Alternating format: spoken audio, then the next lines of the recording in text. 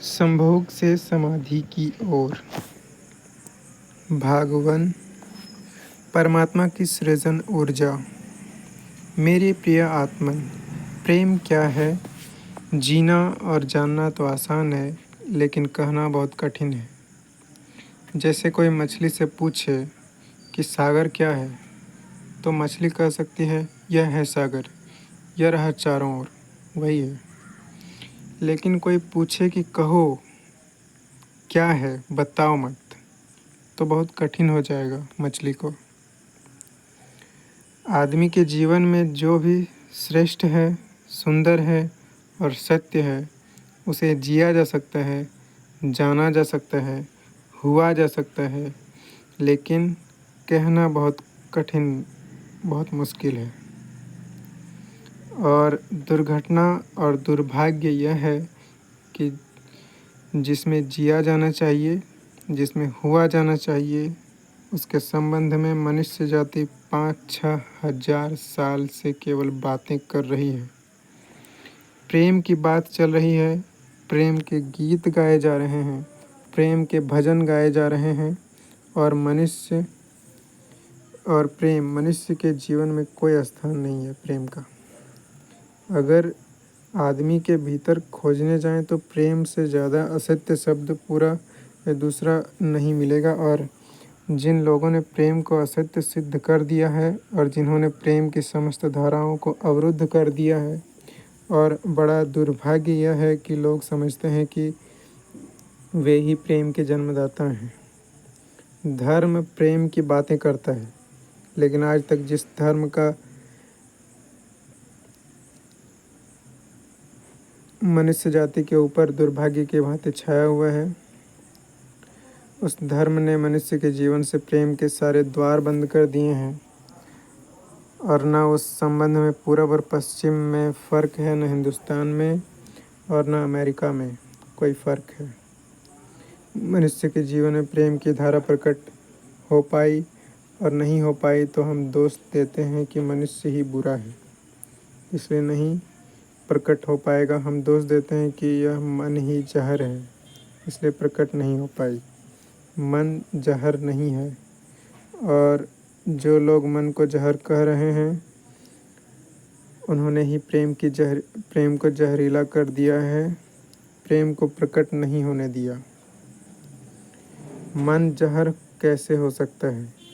इस जगत में कुछ भी जहर नहीं है। परमात्मा के इस सारे उपक्रम में कुछ भी विष नहीं है, सब अमृत है।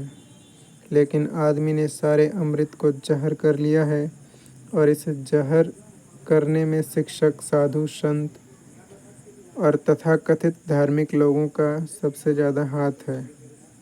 इस बात को थोड़ा समझ लेना ज़रूरी है, क्योंकि अगर यह बात दिखाई न पड़े तो मनुष्य के जीवन में कभी भी प्रेम भविष्य में भी नहीं हो सकेगा।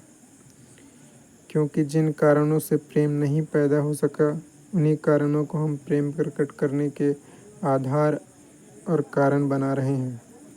हालत ही ऐसी है कि गलत सिद्धांतों को अगर 1000 वर्षों तक दोहराया जाए तो फिर यह भूल ही जाते हैं कि सिद्धांत गलत है, और दिखाई पड़ने लगता है कि आदमी गलत है, क्योंकि वह उन सिद्धांतों को पूरा नहीं कर पा रहा है। मैंने सुना है एक सम्राट के महल के नीचे से एक पंखा बेचने वाला गुजरता था और ज़ोर से चिल्ला रहा था कि अनूठे और अद्भुत पंखे मैंने निर्मित किए हैं। ऐसे पंखे कभी नहीं बनाए गए, ये पंखे कभी देखे भी नहीं गए हैं। सम्राट ने खिड़की से झांक कर देखा कि कौन है जो अनूठे पंखे ले आया है। सम्राट के पास सब तरह के पंखे थे, दुनिया के कोने कोने में जो मिल सकते थे।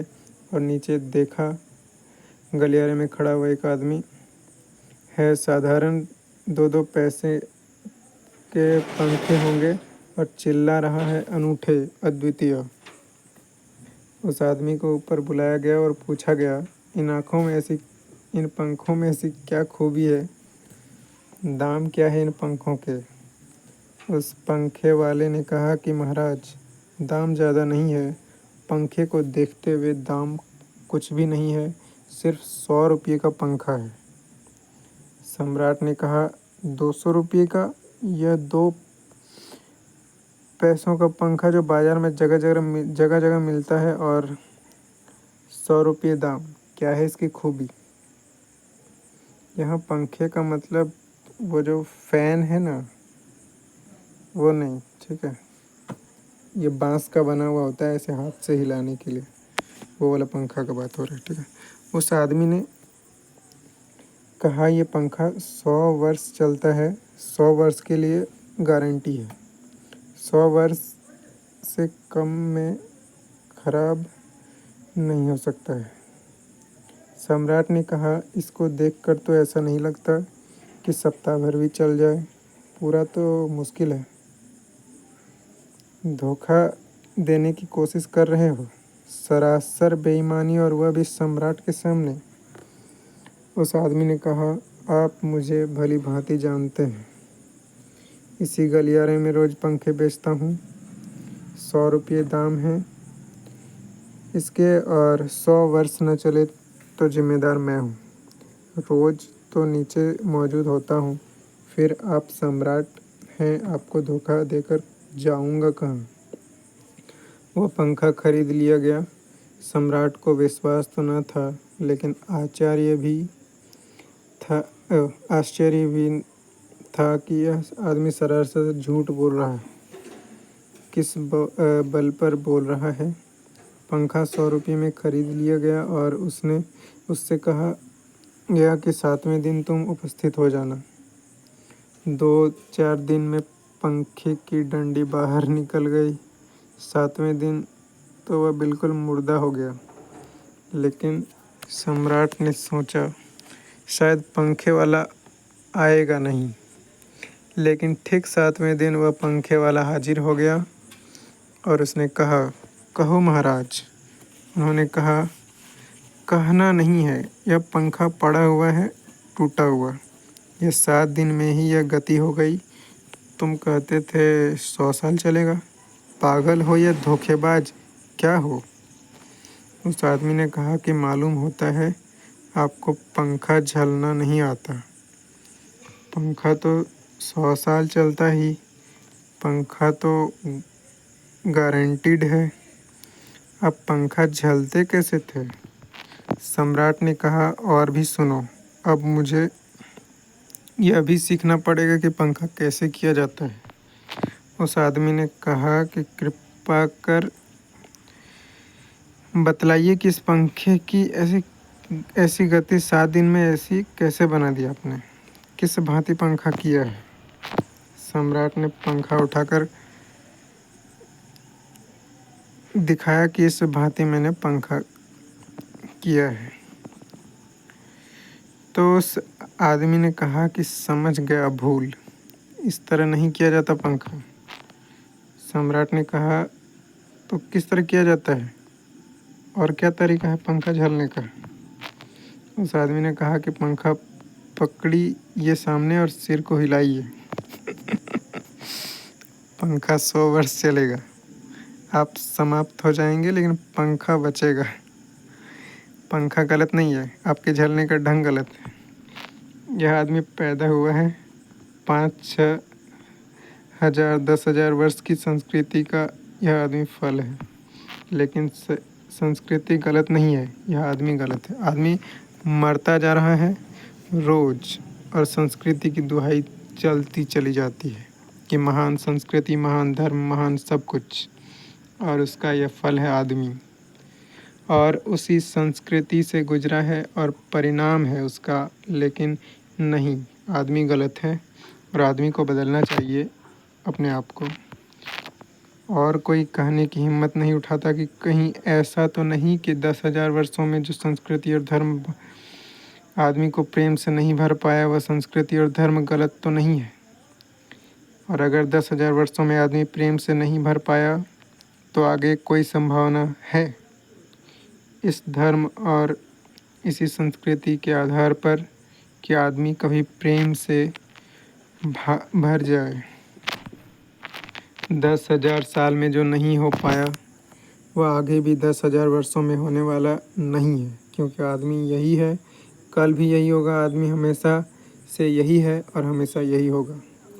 और संस्कृति और धर्म जिनके हम नारे दिए चले जा रहे हैं, और संत और महात्मा जिनकी दुहाइयाँ दिए चले जा रहे हैं, सोचने के लिए भी तैयार नहीं है कि कहीं बुनियादी चिंतन की दिशा ही तो गलत नहीं है। मैं कहना चाहता हूँ कि वह गलत है, और गलत सबूत है यह आदमी। और क्या सबूत होता है गलत का? एक बीज को हम बोएं और फल जहरीले और कड़वे हों तो क्या सिद्ध होता है? सिद्ध होता है कि वह बीज जहरीला और कड़वा रहा होगा। हालांकि बीज में पता लगाना मुश्किल है कि उससे जो फल पैदा होंगे वे कड़वे पैदा होंगे। बीज में कुछ खोजबीन नहीं की जा सकती। बीज को तोड़ो फोड़ो कोई पता नहीं चल सकता कि इससे जो फल पैदा होंगे वे कड़वे होंगे। बीज को बो 100 वर्ष लग जाएंगे। वृक्ष बड़ा होगा, आकाश में फैलेगा, तब फल आएंगे और तब पता चलेगा कि वे कड़वे हैं। 10,000 वर्ष में संस्कृति और धर्म के जो बीज बोए गए हैं वह आदमी उसका फल है, और यह कड़वा है और घृणा से भरा हुआ है। लेकिन उसी की दुहाई दिए चले जाते हैं हम, और सोचते हैं कि उसमें प्रेम हो जाएगा, उससे प्रेम हो जाएगा।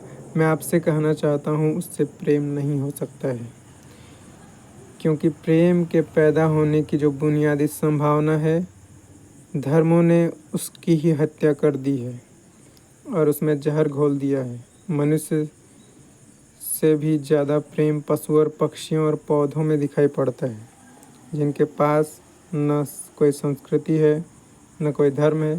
संस्कृति और सभ्य मनुष्यों के बजाय असभ्य और जंगल के आदमी में ज़्यादा प्रेम दिखाई पड़ता है, जिसके पास न कोई विकसित धर्म है, न कोई सभ्यता, न कोई संस्कृति। जितना आदमी सभ्य, सुसंस्कृत और तथाकथित धर्मों के प्रभाव में मंदिर और चर्चों में प्रार्थना करने लगते हैं, उतना ही प्रेम से शून्य क्यों होता चला जाता है?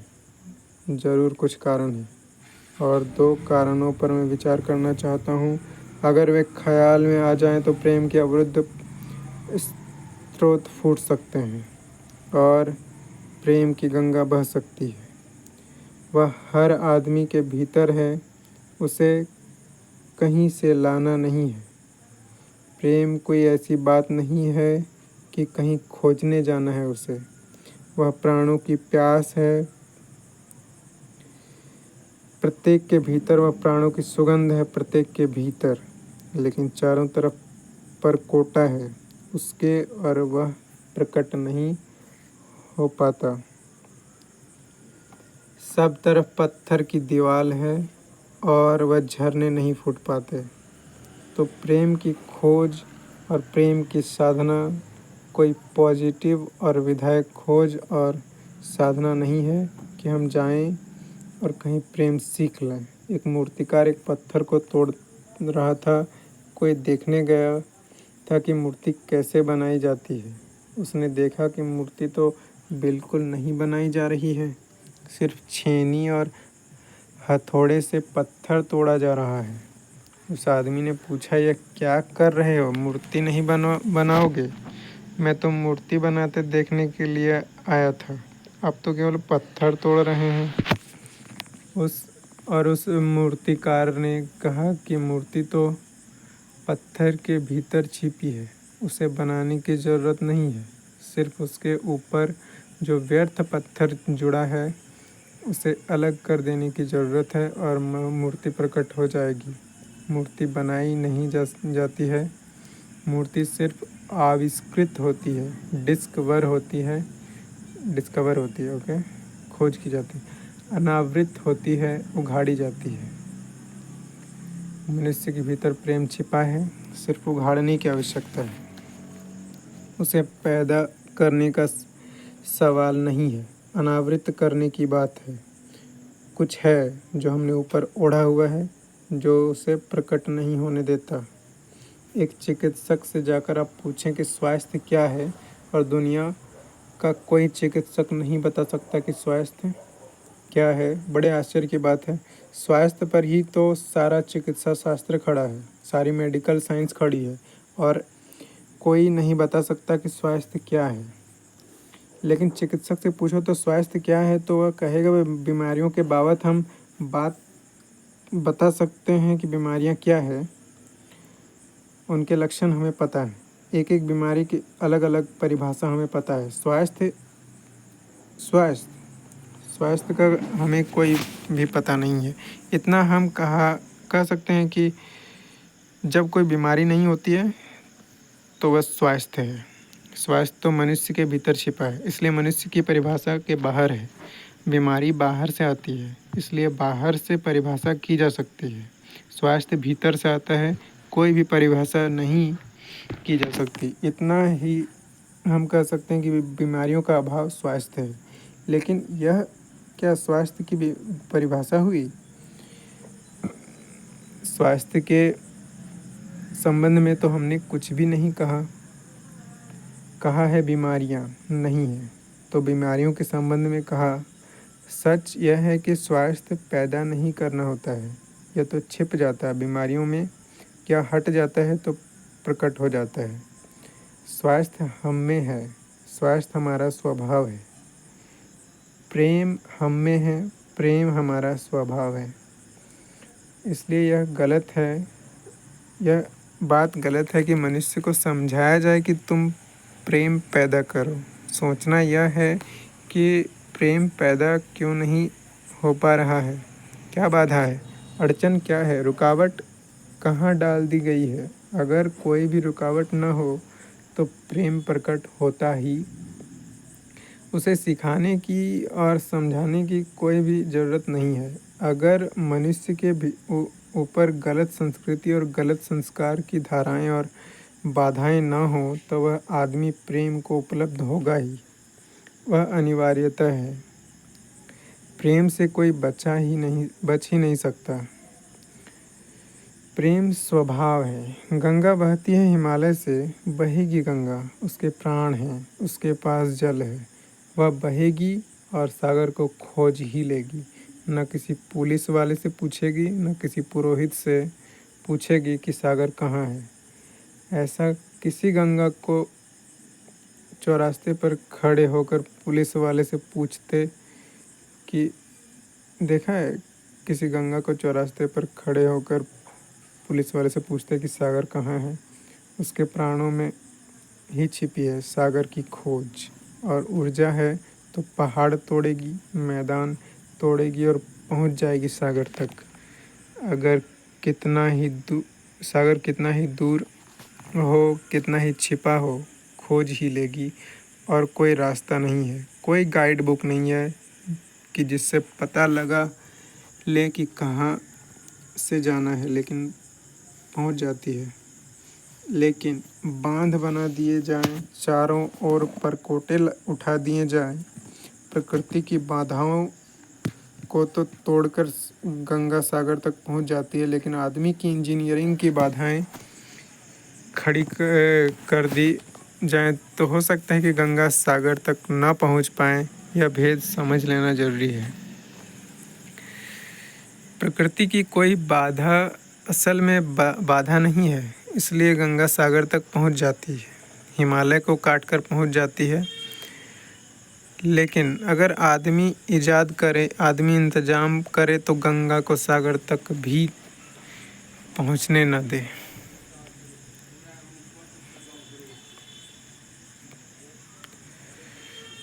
प्रकृति को तो यह सहयोग है, प्रकृति